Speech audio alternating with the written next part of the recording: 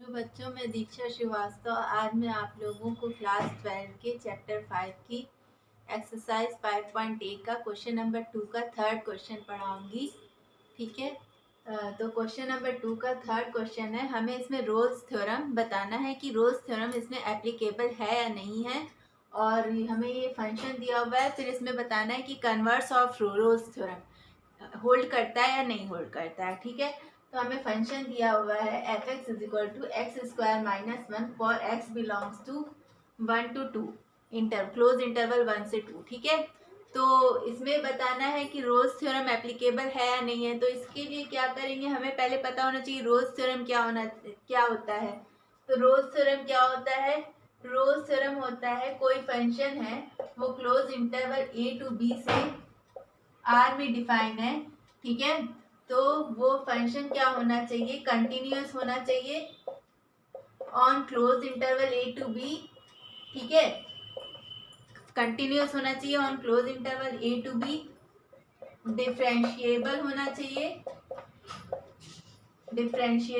चाहिए on open interval a to b, और third रहता है condition F A is equal to F ई।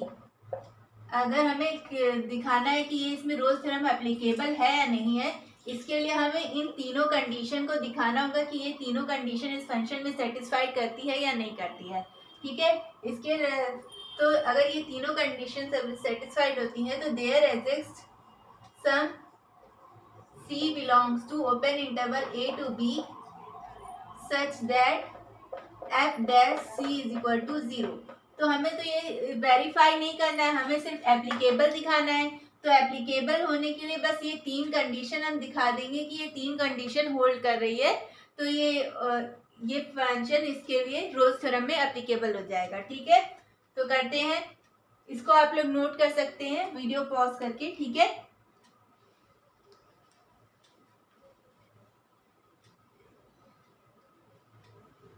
तो रोल्स थ्योरम के लिए हमें पहले क्या दिखाना था कि हमारा फंक्शन है वो कंटिन्यूअस है close interval a to b। ठीक है।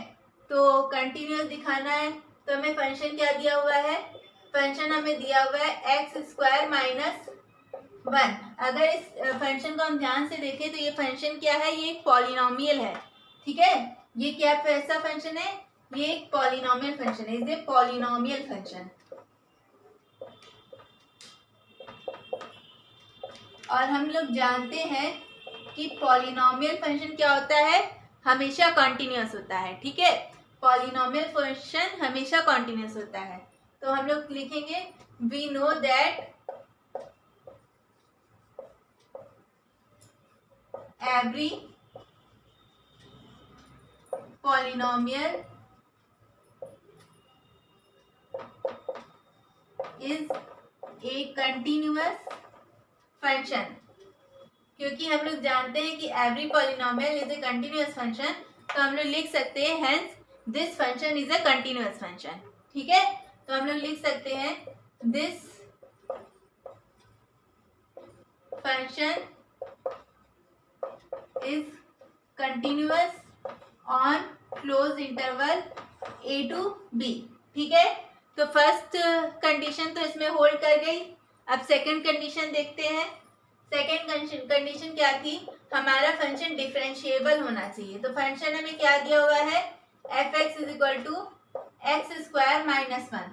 तो फिर से हम लोग देख रहे हैं ये फंक्शन कैसा फंक्शन है, पॉलिनोमियल फंक्शन है। तो लिखेंगे इज ए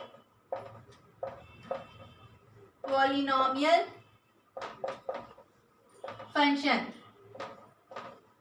ठीक है। और हम लोग जानते हैं कि every polynomial is a differentiable. ठीक है, फंक्शन। तो हर पॉलिनोमियल डिफरेंशिएबल होता है, तो ये क्या हो जाएगा, ये फंक्शन भी कैसा हो जाएगा, डिफरेंशिएबल फंक्शन हो जाएगा। तो लिखेंगे we know that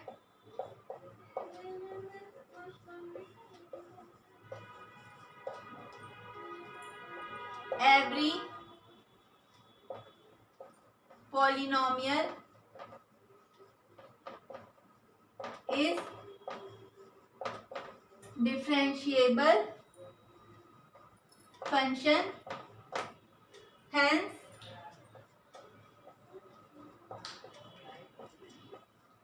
this function is differentiable on close interval 1 to 2। ठीक है, तो ये फंक्शन डिफरेंशिएबल भी हो गया, कंटिन्यूअस भी हो गया, डिफरेंशिएबल भी हो गया।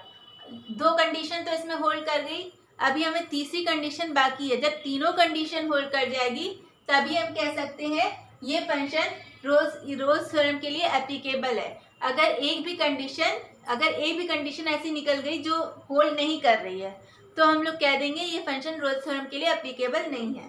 ठीक है, अब देखते हैं तीसरी condition.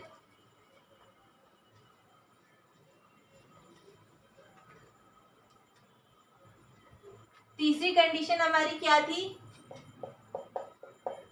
F A is equal to F B था, ये थी हमारी तीसरी कंडीशन। तो एफ ए हमारा क्या है?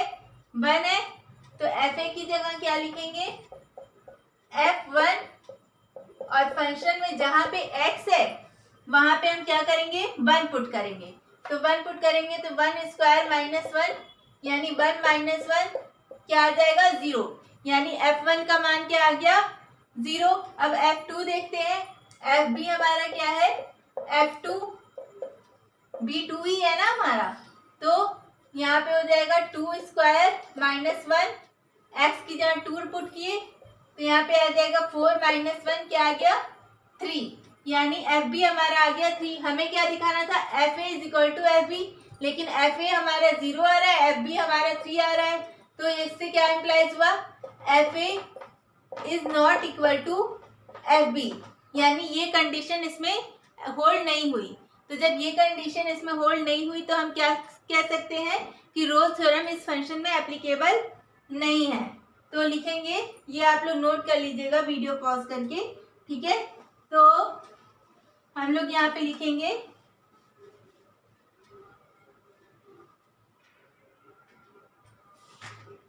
Hence Rolle's theorem is not applicable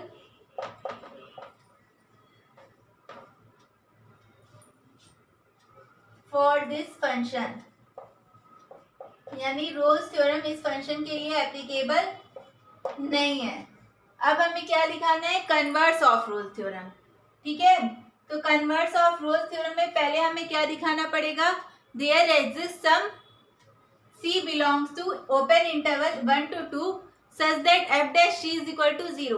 अगर वो C मिल गया तब हम दिखाएंगे कि f हमारा कंटिन्यूअस है कि नहीं या डिफरेंशिएबल है कि नहीं और f is equal to F B है कि नहीं। ठीक है, तो कन्वर्स ऑफ रोल्स थ्योरम में पहले हमें वो C निकालना पड़ेगा, जिसके लिए क्या होगा? f dash c is equal to 0। तो पहले हमें क्या मिलना चाहिए? देयर कन्वर्स है।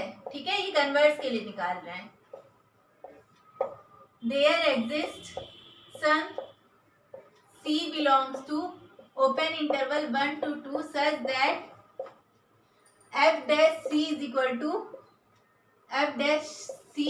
to 0। ठीक है, हमें ये मिलना चाहिए। तो देखते हैं C कोई ऐसा C मिलता है कि नहीं। ठीक है, तो एफ सी क्या हो जाएगा? x की जहाँ पे c पुट कर देंगे तो क्या हो जाएगा? c स्क्वायर माइनस 1, और हमें निकालना है f डैश c। तो f डैश c यानी इसका c के रिस्पेक्ट में डिफरेंशिएशन कर देंगे तो यहाँ पे क्या हो जाएगा? c स्क्वायर का क्या हो जाएगा? 2c, और माइनस 1 का 0 हो जाएगा तो यहाँ पे आ गया 2c। ठीक है, लेकिन अब हमें क्या दिखाना है? ये क्लोज अब डैश क्या आया? 2c। अब इसको 0 के इक्वल पुट करेंगे। ठीक है, एफ डैश सी को क्या करना है? 0 के इक्वल पुट करेंगे तो c का मान क्या आ जाएगा? c का मान आ जाएगा 0। लेकिन c 0 इस इंटरवल में बिलोंग कर रहा है? 0 इस इंटरवल में बिलोंग करेगा 1 से 2 में? नहीं, 0 तो इस इंटरवल में बिलोंग ही नहीं कर रहा। तो 0 doesn't belongs to open interval 1 to 2।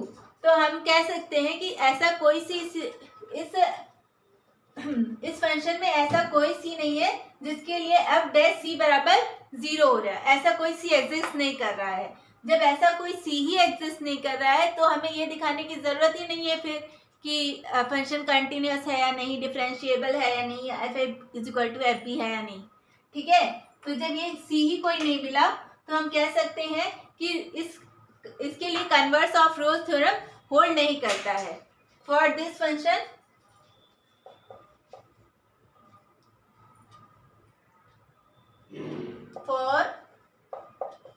Function converse of rose theorem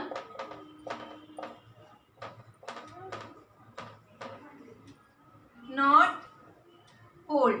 ठीक है, इस फंक्शन के लिए converse of rose theorem hold नहीं करता है। ठीक है, तो ये हमने दिखा दिया कि इस तरह हम लोग दिखाते हैं कि जो है रोज थ्योरम किसी फंक्शन के लिए एप्लीकेबल है या नहीं, या converse of rose theorem hold कर रहा है या नहीं होल्ड कर रहा है। ठीक है, अगर आप लोगों को मेरा वीडियो पसंद आ रहा है तो प्लीज़ लाइक, शेयर और सब्सक्राइब करिए और कमेंट भी करिए।